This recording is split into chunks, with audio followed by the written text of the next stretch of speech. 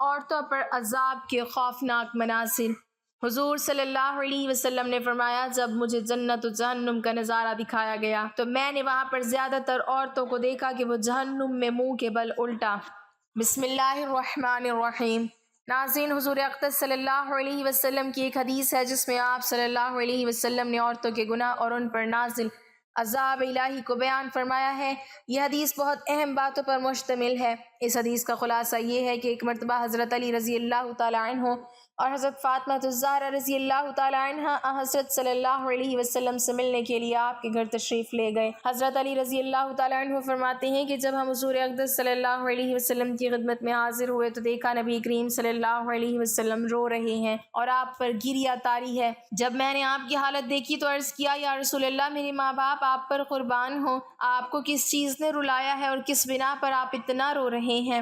آپ صلی اللہ علیہ وسلم نے جواب میں فرمایا، میں نے شب معراج اپنی امت کی عورتوں کو جہنم کے اندر قسم قسم کی عذابوں میں مبتلا دیکھا، اور ان کو جو عذاب ہو رہا تھا وہ اتنا شدید اور ہولناک تھا کہ اس عذاب کے تصور سے مجھے رونا آ رہا ہے۔ محترم ناظرین، سرکار دو عالم صلی اللہ علیہ وسلم کی اپنی امت پر اتنی شفقت ہے کہ ہم اس کا اندازہ بھی نہیں کر سکتے۔ مثلا ایک انتہائی مہربان اور شفیق ماں جو اپنی اولاد پر جان قربان کر دینے والی ہو، اگر وہ ماں اپنی اولاد کو جیل کے اندر سخت قسم کی سزائیں سہتے ہوئے دیکھے تو یقیناً اس ماں کا کلیجہ منہ کو آ جائے گا، اور ان سزاؤں کو دیکھ کر وہ ماں باپ یقیناً رو پڑیں گے۔ اور حضور اقدس صلی اللہ علیہ وسلم کی شفقت اور محبت تو ساری دنیا کی ماں سے کہیں زیادہ بڑھ کر ہے۔ اس لیے آپ صلی اللہ علیہ وسلم نے فرمایا کہ میں نے اپنی امت کی عورتوں کو جب ہولناک عذاب میں مبتلا پایا، اس کی وجہ سے مجھے رونا آ رہا ہے۔ میری امت کی عورتوں پر اس طرح کا ہولناک عذاب ہوگا۔ اس کے بعد حضور اقدس صلی اللہ علیہ وسلم نے اس کی وضاحت فرمائی کہ میں نے جہنم کے اندر عورتوں کو کس کس طرح عذاب میں مبتلا دیکھا۔ چنانچہ آپ صلی اللہ علیہ وسلم نے فرمایا، میں نے ایک عورت کو دیکھا کہ اپنے بالوں کے ذریعے جہنم کے اندر لٹکی ہوئی ہے اور اس کا دماغ ہنڈیاں کی طرح پک رہا ہے۔ ایک تو خود جہنم کے اندر ہونا بذات خود کتنا ہولناک عذاب ہے۔ اللہ تعالی ہم سب کو اپنی پناہ میں رکھے، آمین۔ اور پھر بالوں کے بل لٹکانا یہ انتہائی تکلیف دہ سزا ہے، اور پھر دماغ کا پکنا یہ تیسری سزا ہے۔ پھر فرمایا، میں نے دوسری عورت کو جہنم میں اس طرح دیکھا کہ وہ زبان کے بل لٹکی ہوئی ہے۔ ناظرین، آپ اندازہ کریں کسی کی زبان کھینچ کر اور نکال کر اس کے ذریعے اس کے پورے جسم کو لٹکایا جائے تو اس میں کتنی سخت تکلیف ہے۔ اگر صرف ایک ہاتھ کے ذریعے بھی کسی کو لٹکا دیا جائے تو وہیں اس کے لیے موت سے بدتر ہے۔ زبان تو بہت نازک چیز ہے۔ حضور اقدس صلی اللہ علیہ وسلم نے آگے فرمایا، تیسری عورت کو میں نے دیکھا کہ وہ چھاتیوں کے بل جہنم میں لٹکی ہوئی۔ چوتھی عورت کو میں نے اس طرح دیکھا کہ اس کے دونوں پیر سینے سے بندھے ہوئے تھے اور اس کے دونوں ہاتھ پیشانی سے بندھے ہوئے۔ پانچویں عورت کو میں نے اس حالت میں دیکھا کہ اس کا چہرہ خنزیر کی طرح اور باقی جسم گدھے کی طرح ہے، مگر حقیقت میں وہ عورت ہے اور سانپ پچھو اس کو لپٹے ہوئے۔ چھٹی عورت کو میں نے اس حالت میں دیکھا کہ وہ کتے کی شکل میں اس کے منہ کے راستے سے جہنم کی آگ داخل ہو رہی ہے اور پاخانے کے راستے سے آگ نکل رہی ہے، اور عذاب دینے والے فرشتے جہنم کے گرز سے اس کو مار رہے ہیں۔ اس طرح 6 عورتوں کو ہونے والے عذاب کی تفصیل حضور اقدس صلی اللہ علیہ وسلم نے بیان فرمائی۔ اس کے بعد حضرت فاطمہ الزہرا رضی اللہ تعالی عنہا نے عرض کیا کہ ابا جان، ان عورتوں پر یہ عذاب ان کے کن اعمال کی وجہ سے ہو رہا تھا؟ ان کے کون سے ایسے اعمال تھے جن کی وجہ سے آپ صلی اللہ علیہ وسلم نے ان کو اس ہولناک اور دردناک عذاب میں مبتلا دیکھا؟ اس کے جواب میں حضور اقدس صلی اللہ علیہ وسلم نے ارشاد فرمایا، جس عورت کو میں نے سر کے بالوں کے ذریعے جہنم میں لٹکا ہوا دیکھا اور جس کا دماغ ہنڈیا کی طرح پک رہا تھا، اس کو یہ عذاب گھر سے باہر ننگے سر جانے کی وجہ سے ہو رہا تھا۔ وہ عورت نامحرم مردوں سے اپنے سر کے بال نہیں چھپاتی تھی۔ محترم ناظرین، اگر اب ہم اپنے گرد و پیش کا جائزہ لیں تو ہمیں آج یہ گناہ عام ہوتا ہوا نظر آتا ہے۔ حالانکہ خواتین کے لیے حکم یہ ہے کہ سر کے بال ان کے سطر کا حصہ ہے، کیونکہ عورت کا پورا جسم سر سے پاؤں تک سوائے چہرے کے اور سوائے دونوں ہتھیلیوں کے اور دونوں پیروں کے پورا جسم سطر ہے، جس کو نماز میں چھپانا فرض ہے، کیونکہ اگر نماز میں کم چوتھائی سر کے بال کھل جائیں اور اتنی دیر کھلے رہیں جتنی دیر میں 3 مرتبہ سبحان اللہ پڑھ لیا جائے تو نماز نہیں ہوگی، یا اگر کسی عورت نے سر پر اتنا باریک دوپٹہ اوڑھ لیا جس میں سر کے بال چھلک رہے ہیں تو ایسے دوپٹے میں بھی نماز نہیں ہوگی، کیونکہ سطر چھپانے کی شرط پوری نہیں ہوئی۔ بعض خواتین باریک دوپٹے میں نماز پڑھ لیتی ہیں اور اس دوپٹے کو دوہرا کر لیتی ہیں، حالانکہ دوہرا کرنے کے بعد بھی بال نظر آتے رہتے ہیں، یا بعض اوقات دوپٹہ اتنا چھوٹا ہوتا ہے کہ اس کے اندر سے چٹیاں باہر نکلی ہوتی ہے، وہ دوپٹے کے اندر نہیں چھپتی، یا بعض خواتین کی آستینیں اتنی چھوٹی ہوتی ہیں کہ دوپٹہ پہننے کے باوجود ان کے بازو تک نہیں چھپ چھپتے، اور مسئلہ یہ ہے کہ اگر چوتھائی سر کے بال کھل جائیں یا چوتھائی پنڈلی کھل جائے اور 3 مرتبہ تسبیح پڑھنے کے برابر کھلی رہے تو نماز نہیں ہوگی، اور چہرہ، دونوں ہتھیلیاں اور دونوں پیر اور باقی سارا جسم نامحرم مردوں سے چھپانا ضروری ہے۔ یہ پردے کا حکم ہے۔ پردے کا حکم الگ ہے اور ستر کا حکم الگ ہے۔ پردے کے حکم میں سر سے پاؤں تک پورا جسم داخل ہے، اس کو نامحرم مردوں سے چھپانا گھر میں بھی ضروری ہے اور گھر سے باہر بھی ضروری ہے، لہٰذا گھر میں اور گھر کے باہر نامحرم مردوں کے سامنے سر کے بال کھول کر آنا گناہ ہے، اور یہی اس کا عذاب ہے جو آپ نے ابھی سنا۔ بعض پردہ دار خواتین گھر کے باہر تو سر اور چہرہ چھپانے کا اہتمام کر لیتی ہیں، لیکن گھر کے اندر جو نامحرم مرد یا قریبی نامحرم رشتہ دار ہیں ان سے وہ خواتین پردہ کرنے کا اہتمام نہیں کرتی، ان کے سامنے سر بھی کھلا رکھتی ہیں، گردن بھی کھلی رکھتی ہیں، بازو بھی کھلے ہیں، گریبان تک کھلا ہوا ہے، اور بعض خواتین ساڑی اس انداز سے پہنتی ہیں کہ پیٹ بھی اس میں سے نظر آتا ہے، مثلا دیور یا جیٹ یا تایا زاد بھائی، پھوپھا زاد بھائی، مامو زاد بھائی، خالہ زاد بھائی گھر میں آتے رہتے ہیں لیکن ان سے پردہ کرنے کا کوئی اہتمام نہیں ہے، ان کے سامنے سر، سینہ، ہاتھ اور بازو سب کھلے ہوئے ہیں، جبکہ شریعت میں ان سب سے پردہ کرنے کا حکم ہے اور ان کے سامنے سر کھولنے کی اجازت نہیں ہے۔ ہاں اتنی گنجائش ہے کہ جو نامحرم گھر کے اندر رہتے ہیں ان سے ہر وقت مکمل پردہ کرنا مشکل ہے، مثلا دیور یا جیٹ گھر کے اندر ساتھ رہتے ہیں، اب ہر وقت ان کی آمد و رفت رہتی ہے اور وہ اکثر گھر پر کام کاج بھی کرتے ہیں، ان کے بارے میں یہ حکم ہے کہ ان کے سامنے بھابھی کو چاہیے کہ کوئی بڑا اور موٹا دوپٹہ اس طرح اوڑھے کہ اس میں پیشانی سے اوپر کے اور سر کے سارے بال چھپ جائیں، اور دوپٹہ اس طرح باندھے جس طرح نماز میں باندھا جاتا ہے، اور اس میں دونوں بازو بھی چھپ جائیں، اور وہ اپنی پنڈلی بھی شلوار وغیرہ سے چھپائے۔ پنڈلی کا ذکر اس لیے کیا کہ آج کل انہیں کھلا رکھنے کا رواج چل رہا ہے جو سراسر ناجائز ہے، صرف چہرہ اور دونوں ہتھیلیاں، دونوں پیر کھلے رہیں، اس حالت میں ان کے سامنے آنا جانا رکھیں اور گھر کا کام انجام دیں تو اس کی گنجائش ہے، اور اس میں بھی بہتری ہے کہ چہرے پر گھونگھٹ ڈال کر ان کے سامنے آئے جائیں، اور ضرورت کے وقت اسی گھونگھٹ میں ان سے بات بھی کر سکتی ہیں اور جواب بھی دے سکتی ہیں۔ شریف اور حیادار عورت کے لیے چہرے پر گھونگھٹ ڈال کر کام کاج کرنا کوئی مشکل کام نہیں، بشرط یہ کہ آخرت کی فکر ہو، خوف خدا ہو اور اللہ کے عذاب سے ڈر لگتا ہو۔ لیکن سر کھلا رکھنا یا سر کے اوپر اتنا باریک دوپٹہ اور کر کے اس میں سے سر کے بال نظر آ رہے ہیں، یا برائے نام دوپٹہ گلے میں ڈال کے رکھا ہے، سر پر نہیں رکھا، بازو بھی کھلے ہوئے ہیں، کوہنیاں بھی کھلی ہوئی ہیں، کلائیاں بھی کھلی ہوئی ہیں اور ان کلائیوں میں زیور بھی پہنا ہوا ہے، اور آج کل تو پنڈلیاں کھولنے کا منحوس رواج بھی چل پڑا ہے، لہٰذا گھر کے جو نامحرم مرد ہیں ان کے سامنے بھی ان اعضاء کو کھولنا جائز نہیں، اور گھر سے باہر کھولنا تو کسی حال میں جائز ہے ہی نہیں۔ لیکن آج مسلمان خواتین کا جو حال گھر کے اندر ہے اس سے زیادہ برا حال گھر کے باہر ہے، باہر نکلتے وقت برقعے اور پردے کا کوئی کام نہیں، اور جو کپڑے پہنے ہوئے ہیں وہ بھی اتنے باریک ہیں یا اتنے چست ہیں کہ جسم کا ہر حصہ نمایاں ہو رہا ہے، لہٰذا خواتین یہ بات سن لیں، نامحرم مردوں کے سامنے ننگے سر آنے کا حساب سرکار دو عالم صلی اللہ علیہ وسلم یہ بیان فرما رہے ہیں کہ میں نے اپنی آنکھوں سے ان کو جہنم کے اندر سر کے بل لٹکے ہوئے دیکھا ہے اور ان کا دماغ ہانڈی کی طرح پک رہا تھا، اللہ کی پناہ۔ ناظرین، یہ قانون قدرت ہے کہ مرنے کے بعد کوئی زندہ نہیں ہوتا اور دنیا میں واپس نہیں آتا، لیکن اللہ تعالیٰ عبرت کے لیے کبھی کبھی ایسا کر دیا کرتے ہیں۔ ہر دور میں کوئی نہ کوئی ایسا واقعہ پیش آتا رہا ہے، یہاں تک کہ کوئی زندہ ہو گیا اور اس نے مرنے کے بعد کا حال سنایا، پھر مر گیا۔ اسی قسم کا عذاب قبر سے متعلق ایک واقعہ گلگت میں پیش آیا۔ ایک شخص قبرستان کے پاس سے گزر رہا تھا، اس نے کسی قبر سے آواز سنی کہ مجھے نکالو، میں زندہ ہوں۔ جب 1-2 مرتبہ اس نے آواز سنی تو اس نے یہ سمجھا کہ یہ میرا وہم ہے اور خیال ہے، کوئی آواز نہیں آ رہی، لیکن جب مسلسل اس نے یہ آواز سنی تو اس کو یقین ہونے لگا۔ چنانچہ قریب میں ایک بستی تھی، وہ شخص اس میں آیا اور لوگوں کو اس آواز کے بارے میں بتا کر کہا کہ تم بھی چلو اور اس آواز کو سنو۔ چنانچہ کچھ لوگ اس کے ساتھ آئے، انہوں نے بھی یہی آواز سنی اور سب نے یقین کر لیا کہ واقعی یہ آواز قبر سے آ رہی ہے۔ اب یقین ہونے کے بعد ان لوگوں کو مسئلہ پوچھنے کی فکر ہوئی کہ پہلے علماء سے یہ مسئلہ معلوم کرو کہ قبر کھولنا جائز ہے یا نہیں۔ چنانچہ وہ لوگ محلے کی کسی مسجد امام صاحب کے پاس گئے اور ان سے کہا کہ اس طرح سے قبر سے آواز آ رہی ہے اور میت یہ کہہ رہی ہے کہ مجھے قبر سے باہر نکالو، میں زندہ ہوں۔ امام صاحب نے فرمایا اگر تمہیں اس کے زندہ ہونے کا یقین ہو گیا ہے تو قبر کو کھول لو اور اس کو باہر نکالو۔ چنانچہ یہ لوگ ہمت کر کے قبرستان گئے اور جا کر قبر کھولی۔ اب جو ہی تختہ ہٹایا تو دیکھا اندر ایک عورت ننگی بیٹھی ہوئی ہے اور اس کا کفن گل چکا ہے، اور وہ عورت کہہ رہی ہے جلدی سے میرے گھر سے میرے کپڑے لاؤ، میں کپڑے پہن کر باہر نکلوں گی۔ چنانچہ یہ لوگ فوراً دوڑ کر اس کے گھر گئے اور جا کر اس کے گھر والوں کو یہ واقعہ بتایا، اس کے کپڑے چادر وغیرہ لے کر آئے اور لا کر قبر کے اندر پھینک دیے۔ اس عورت نے ان کپڑوں کو پہنا اور چادر اپنے اوپر ڈالی اور پھر تیزی سے بجلی کی طرح اپنی قبر سے نکلی اور دوڑتی ہوئی اپنے گھر کی طرف بھاگی۔ گھر جا کر ایک کمرے میں چھپ کر اندر سے کنڈی لگا لی۔ اب جو لوگ قبرستان آئے تھے دوڑ کر اس کے گھر پہنچے۔ ان کو وہاں جا کر معلوم ہوا کہ اس نے اپنے کمرے کے اندر سے کنڈی لگا رکھی ہے۔ ان لوگوں نے دستک دی کہ کنڈی کھولو، اور اندر سے اس عورت نے جواب دیا، میں کنڈی تو کھول دوں گی لیکن کمرے کے اندر وہ شخص داخل ہو جس کے اندر مجھے دیکھنے کی تاب ہو، اس لیے کہ اس وقت میری حالت ایسی ہے کہ ہر آدمی مجھے دیکھ کر برداشت نہیں کر سکے گا، لہٰذا کوئی دل گردے والا شخص اندر آئے اور میری بری حالت دیکھے۔ اب سب لوگ اندر جانے سے ڈر رہے تھے مگر دو چار آدمی جو مضبوط دل والے تھے انہوں نے کہا کہ تم کنڈی کھولو، ہم اندر آئیں گے۔ چنانچہ اس نے کنڈی کھول دی اور لوگ اندر چلے گئے۔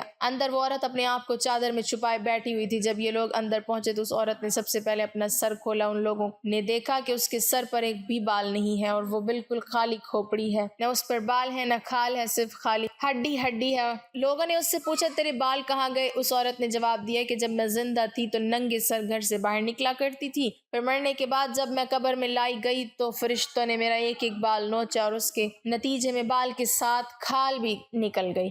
اب میرے سر پر نہ بال ہے نہ کھال ہے۔ اس کے بعد اس عورت نے اپنا منہ کھولا۔ جب لوگوں نے اس کا منہ دیکھا تو اتنا خوفناک ہو چکا تھا کہ سوائے دانتوں کے کچھ نظر نہیں آیا۔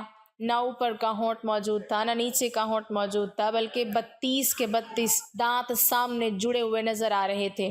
سوچیے اگر کسی انسان کے صرف دانت ہی دانت نظر آئیں تو کتنا ڈر اور خوف معلوم ہوتا ہے۔ اب ان لوگوں نے اس عورت سے پوچھا تیرے ہونٹ کہاں گئے؟ اس عورت نے جواب دیا میں اپنے ہونٹوں پر لپسٹک لگا کر نامحرم مردوں کے سامنے جایا کرتی تھی، اس کی سزا میں میرے ہونٹ کاٹ لیے گئے، اس لیے اب میرے چہرے پر ہونٹ نہیں ہے۔ پھر اس عورت نے اپنے ہاتھ اور پیروں کی انگلیاں کھولیں۔ لوگوں نے دیکھا کہ اس کے ہاتھ اور پیروں کی انگلیوں میں ایک بھی ناخن نہیں تھا، تمام انگلیوں کے ناخن غائب تھے۔ اس سے پوچھا تیری انگلیوں کے ناخن کہاں گئے؟ اس عورت نے جواب دیا ناخن پالش لگانے کی وجہ سے میرا ایک ایک ناخن کھینچ لیا گیا، چونکہ میں سارے کام کر کے گھر سے باہر نکلا کرتی تھی، اس لیے جیسے ہی میرے مرنے کے بعد میں قبر میں پہنچی تو میرے ساتھ یہ معاملہ کیا گیا اور مجھے یہ سزا ملی کہ میرے سر کے بال بھی نوچ دیے گئے، میرے ہونٹ بھی کاٹ دیے گئے اور ناخن بھی کھینچ لیے گئے۔ اتنی باتیں کرنے کے بعد وہ بے ہوش ہو گئی اور مردہ بے جان ہو گئی جیسے لاش ہوتی ہے۔ چنانچہ ان لوگوں نے دوبارہ اس کو قبرستان میں پہنچا دیا۔ محترم ناظرین، اللہ تعالیٰ کو یہ عبرت دکھانی مقصود تھی کہ دیکھو اس عورت کا کیا انجام ہوا، اس کو کتنا ہولناک عذاب دیا گیا ہے۔ بے پردہ خواتین اس واقعے سے عبرت لیں اور ان گناہوں سے توبہ کریں۔ ناظرین، جہنم میں عورتوں پر عذاب دیکھنے کے بارے میں حضور اقدس صلی اللہ علیہ وسلم نے بہت سی احادیث میں بیان فرمایا۔ چنانچہ نامحرم مردوں کے سامنے بے پردہ نکلنے کے سلسلے میں ایک حدیث میں آپ نے فرمایا میں نے جہنم میں زیادہ تر عورتوں کو دیکھا۔ پھر فرمایا عورتوں کے جہنم میں کثرت سے جانے کی 4 وجوہات ہیں۔ پہلے ان میں اللہ تعالیٰ کی اطاعت کا مادہ بہت کم ہے، دوسری وجہ یہ ہے کہ حضور اقدس صلی اللہ علیہ وسلم کی تابعداری کا جذبہ کم ہے، تیسری وجہ یہ ہے کہ ان میں اپنے خاوند کی فرما برداری بہت کم ہے، اور چوتھی وجہ یہ ہے کہ ان کے اندر بن ٹھن کر بے پردہ گھر سے باہر نکلنے کا جذبہ بہت پایا جاتا ہے۔ یہ چوتھی وجہ ہے وہی ہے جو ہم اپنی آنکھوں سے دیکھ رہے ہیں کہ آج کل اکثر خواتین جب گھر سے باہر نکلیں گی تو خوب اعلیٰ سے اعلیٰ جوڑا پہن کر اور خوب آراستہ پیراستہ ہو کر میک اپ کر کے خوشبو لگا کر بے پردہ باہر نکلیں گی۔ اگر کوئی خاتون مکمل شرعی پردے میں گھر سے باہر نکلے اور ایسی خوشبو لگا کر نہ نکلے جس کی خوشبو دوسرے نامحرم مردوں تک جائے، جو آرائش و زیبائش کے ساتھ صرف اپنے شوہر کے سامنے آئے یا اپنے باپ بھائی اور بیٹے کے سامنے آئے، تو اس میں کوئی برائی نہیں، جائز ہے، کیونکہ شوہر کے لیے آرائش و زیبائش کرنا نہ صرف جائز بلکہ بہتر ہے۔ لیکن یہ عذاب اور وبال اس صورت میں ہے کہ عورتیں نامحرم مردوں کے سامنے آرائش کر کے آئیں، چاہے وہ نامحرم گھر کے ہوں یا باہر کے ہوں، اس وقت یہ فعل گناہ حرام اور ناجائز ہے، اس سے بچنا واجب ہے۔ محترم ناظرین، اب آپ یہ بھی نہ سمجھیں کہ عورت گھر سے باہر بالکل ہی نہیں نکل سکتی، پردے کے شرعی حدود میں رہ کر وقت ضرورت باہر کے کام انجام دے سکتی ہے۔ اب آپ دوسری عورت کے بارے میں بھی سن لیجئے۔ دوسری عورت جس کو حضور اقدس صلی اللہ علیہ وسلم نے دیکھا کہ وہ زبان کے بل جہنم میں اندر لٹکی ہوئی ہے، اس کے بارے میں آپ صلی اللہ علیہ وسلم نے فرمایا کہ یہ وہ عورت ہے جو اپنی زبان درازی سے اپنے شوہر کو تکلیف پہنچایا کرتی تھی۔ بعض عورتوں میں بلا شبہ یہ بری خصلت پائی جاتی ہے کہ بہت ہی منہ پھٹ، زبان دراز، بدگو اور بہت زیادہ زبان چلا کر اپنے شوہر کو تکلیف پہنچانے کی عادت ہوتی ہے۔ یہ بات تو مرد کے لیے بھی جائز نہیں کہ وہ اپنی زبان سے اپنی بیوی کو ناحق تکلیف پہنچائے یا اس کو ستائے اور پریشان کرے۔ مرد کے لیے یہ بات باعث عذاب اور باعث وبال ہے، لیکن اس حدیث میں یہ صفت خاص عورتوں کے متعلق بیان کی جا رہی ہے کہ بار بار پر شوہر سے لڑنا، بدتمیزی کرنا اور ایسی باتیں کرنا جس سے شوہر کا دل دکھے، اس کو تکلیف اور ایذا پہنچے، ایسی خواتین کے بارے میں عذاب بتائے گئے ہیں کہ وہ جہنم میں زبان کے بل لٹکیں گی۔ اب ذرا سوچیے، اگر انسان کسی کو ہاتھ سے مار دے یا کسی چیز سے مار دے تو اس کی تکلیف زیادہ دیر تک باقی نہیں رہتی، لیکن زبان سے بعض اوقات انسان ایک ایسا کلمہ کہہ دیتا ہے جو زندگی بھر انسان کو نہیں بھولتا۔ زبان جسم کا بہت چھوٹا سا حصہ ہے مگر اس کے گناہ بڑے سنگین ہیں۔ ان سنگین گناہوں میں سے ایک گناہ زبان درازی بھی ہے۔ یہ ایک ایسا سنگین گناہ ہے کہ جو گھر کے سارے سکون کو غارت کر دیتا ہے اور زندگی کو ازیرن بنا دیتا ہے۔ اگر اس کا سبب کسی خاتون کی زبان ہے تو اس کے لیے اس حدیث میں یہ عذاب اور وبال بیان کیا گیا ہے۔ اس لیے خواتین کو اس بات کا خیال رکھنا چاہیے کہ وہ زبان سے کوئی ایسا کلمہ نہ نکالے جس سے ان کے شوہر کو کوئی تکلیف پہنچے۔ ایسے ہی شوہروں کی یہ ذمہ داری ہے کہ وہ بھی اپنی زبان سے ایسی بات نہ کہیں جس سے بیوی کو تکلیف پہنچے، بلکہ تمام مسلمان مردوں اور عورتوں کو یہ حکم ہے کہ اپنی زبان پر قابو رکھیں، اور زبان سے ایسی بات نکالنا جس سے دوسروں کو تکلیف پہنچے باعث عذاب گناہ اور کسی مسلمان کو ناحق تکلیف پہنچانا حرام ہے۔ اور جس طرح ہاتھ کے ذریعے اور اشاروں کے ذریعے تکلیف پہنچانا گناہ ہے، اسی طرح زبان کے ذریعے تکلیف پہنچانا بھی گناہ ہے۔ اس لیے اس بات کا اہتمام کرنا چاہیے کہ زبان سے وہی بات نکلے جس سے دوسروں کا دل خوش ہو اور دوسروں کو تکلیف نہ پہنچے، اور اپنی زبان کو قابو کریں۔ چنانچہ رسول پاک کا ارشاد ہے، جو شخص اللہ پر اور آخرت کے دن پر ایمان رکھتا ہے اس کو چاہیے یا تو وہ اچھی اور نیک بات کہے یا خاموش رہے۔ اس پر مجھے ایک واقعہ یاد آیا، حضرت اسماعیل علیہ السلام اور آپ کی بیوی کا یہ واقعہ اس وقت کا جب حضرت اسماعیل علیہ السلام کے والد حضرت ابراہیم علیہ السلام شام کے اندر تھے اور یہ بیٹے مکہ میں تھے۔ حضرت ابراہیم علیہ السلام ایک مرتبہ اپنے بیٹے سے ملنے مکہ تشریف لائے۔ گھر پہنچے تو گھر پر حضرت اسماعیل نہ ملے۔ بہو سے پوچھا کہ کہاں ہیں؟ جواب ملا کہ کھانے پینے کی تلاش میں شکار کو گئے ہیں۔ آپ نے پوچھا کیا حال ہے، کیسی گزر رہی ہے؟ بہو نے کہا بڑی مصیبت میں ہیں۔ حضرت ابراہیم علیہ السلام نے کہا جب تمہارا شوہر آئے تو ان سے میرا سلام کہنا اور کہنا کہ اپنے گھر کے دروازے کی چوکھٹ بدل دے۔ چنانچہ حضرت اسماعیل علیہ السلام جب گھر آئے تو سب حال معلوم ہوا۔ آپ نے فرمایا کہ وہ میرے والد تھے اور چوکھٹ تو ہے، وہ یہ کہہ گئے ہیں کہ تجھ کو چھوڑ دوں۔ چنانچہ اس کو طلاق دے کر دوسرا نکاح کیا۔ حضرت ابراہیم علیہ السلام دوبارہ اپنے بیٹے اسماعیل سے ملنے آئے۔ اتفاق سے اس بار بھی گھر پر ملاقات نہ ہوئی۔ دوسری بیوی گھر پر تھی، اس نے خاطر تواضع کی۔ حضرت ابراہیم علیہ السلام نے ان سے بھی حال پوچھا۔ اس بہو نے کہا خدا کا شکر ہے ہم بہت آرام میں ہیں۔ آپ نے ان کے لیے دعا کی اور فرمایا کہ جب تمہارے شوہر آئیں تو میرا سلام کہنا اور کہنا کہ اپنے دروازے کی چوکھٹ قائم رکھیں۔ حضرت اسماعیل علیہ السلام کو ان کے آنے کے بعد حال معلوم ہوا۔ آپ نے اپنی بیوی سے کہا کہ یہ میرے والد تھے اور یوں کہہ گئے ہیں کہ تجھ کو اپنے پاس رکھوں۔ تو دیکھا ناظرین، ناشکری کا پھل پہلی بیوی کو کیا ملا؟ ایک نبی ناراض ہوئے، دوسرے نبی نے اپنے پاس سے الگ کر دیا، اور صبر و شکر کا پھل دوسری بیوی کو یہ ملا کہ ایک نبی نے دعا دی اور ایک نبی کی خدمت میں رہنا نصیب ہوا۔ ایک صحابی نے پوچھا یا رسول اللہ کون سا عمل افضل ہے؟ حضور صلی اللہ علیہ وسلم نے جواب دیا کہ تمہاری زبان اللہ کے ذکر سے تر رہے، چلتے پھرتے اٹھتے بیٹھتے اللہ کا ذکر کرتے رہو، اور اگر زبان کا ناجائز اور غلط استعمال ہوا پھر یہی زبان انسان کو جہنم میں کھینچ کر لے جاتی ہے۔ ایک حدیث میں آپ نے فرمایا بہت سے لوگ زبان کے کرتوتوں کی وجہ سے جہنم میں جائیں گے، مثلا جھوٹ بول دیا، غیبت کر دی، کسی کا دل دکھا دیا، کسی کی دل آزاری کر دی، دوسروں کے ساتھ غیبت میں حصہ لے لیا، کسی کو تکلیف میں خوشی کا اظہار کر دیا۔ جب یہ گناہ کے کام کیے جائیں گے تو پھر جہنم ہی جہنم ہے۔ لہٰذا یہ زبان جو اللہ نے ہمیں عطا کی ہے اس کو ذرا دھیان سے استعمال کرو، اس کو قابو میں رکھو، بے قابو مت چھوڑو۔ جیسے کہاوت مشہور ہے کہ پہلے بات کو تولو پھر بولو۔ ایک مرتبہ حضور اقدس صلی اللہ علیہ وسلم نے خواتین سے خطاب کرتے ہوئے فرمایا میں نے تم کو جہنم کے اندر زیادہ تعداد میں پایا ہے۔ خواتین نے پوچھا یا رسول اللہ صلی اللہ علیہ وسلم اس کی کیا وجہ ہے؟ تو حضرت صلی اللہ علیہ وسلم نے جواب دیا کہ ایک تو تم لعن طعن بہت زیادہ کرتی ہو، دوسرا شوہر کی ناشکری کرتی ہو۔ دیکھیے اس حدیث میں آپ نے دو باتیں بیان کی کہ وہ دونوں زبان سے تعلق رکھتے ہیں، اور یہ دونوں باتیں بہت سی عورتوں میں پائی جاتی ہے، لیکن اکثر مرد بھی اس سے محفوظ نہیں۔ اس لیے زبان سے ہم سب وہ بات کہیں جس سے دوسروں کا دل خوش ہو۔ محترم ناظرین، اب سنیے تیسری عورت پر گناہ کا سبب۔ جی ہاں، تیسری عورت جس کو حضور اقدس صلی اللہ علیہ وسلم نے دیکھا کہ اپنی چھاتیوں کے بل لٹکی ہوئی ہے، اس کے بارے میں آپ صلی اللہ علیہ وسلم نے فرمایا یہ وہ عورت ہے جو شادی شدہ ہونے کے باوجود دوسرے مردوں سے ناجائز تعلق رکھتی تھی۔ شریف اور باحیا عورتیں تو اس کا تصور بھی نہیں کر سکتی، اسی طرح شریف اور باحیا مرد بھی اس کا تصور نہیں کر سکتے، لیکن جس معاشرے میں حیا کا خاتمہ ہو چکا ہو، بے حیائی کا دور دورہ ہو، اس میں اس بات کو کہاں عیب سمجھا جائے گا، بلکہ ایسے معاشرے میں اس کو فیشن کے طور پر اختیار کر لیا گیا۔ حضور اقدس صلی اللہ علیہ وسلم کا ارشاد ہے کہ حیا ایمان کی ایک شاخ ہے، یعنی دین اور ایمان کا ایک اہم شعبہ حیا ہے۔ یہ حیا ایسی چیز ہے جو انسان کو بہت سے گناہوں سے بچا لیتی ہے۔ चुनाचे जिनसी नौयत के जितने गुनाह हैं इन सब में हया एक पर्दा और रुकावट बन जाती है। इसी हया की वजह से इंसान गैर महरम औरत की तरफ नजर नहीं उठा सकता। किसी नामहरम के पास जाए और उसके पास तन्हाई में बैठने से हया इस इंसान को रोकेगी। इसी तरह अगर औरत हयादार है तो वो हया उसको नामहरम मर्द की तरफ देखने से रोकेगी। और ये हया ही दरअसल बाप और बेटी के दरमियान, भाई और बहन के दरमियान, ससुर और बहू के दरमियान पर्दा है। खुदा न खास्ता अगर किसी जगह पर किसी वक्त इस हया का खात्मा हो गया तो फिर बेटी और अजनबी औरत बराबर है। एक और हदीस में है कि रसूल पाक सल्लल्लाहु अलैहि वसल्लम ने ख्वाब में देखा और नबी का ख्वाब सच्चा होता है, उसमें ज़रा बराबर भी शुबा नहीं होता। आप सल्लल्लाहु अलैहि वसल्लम ने ये देखा कि एक तंग तंदूर है, उसमें कुछ मर्द और औरतों को अजाब दिया जा रहा है जो आग के शोलों के साथ ऊपर आ जाते हैं और तंदूर के मुंह तक आ जाते हैं। जब आग नीची हो जाती है तो वो भी नीचे गिर जाते हैं और उसके अंदर मर्द भी हैं, औरतें भी हैं, और वो सब बढ़ना आपको बताएगा कि ये आपकी उम्मत की जानी मर्द और जानिया औरतें हैं। नाज़रीन, अहादीस में और कई किस्म के अजाब इन बदकारों के बारे में आए हैं। वो इसलिए कि ज़िना करने वाले इंसान भी कई किस्म के होते हैं।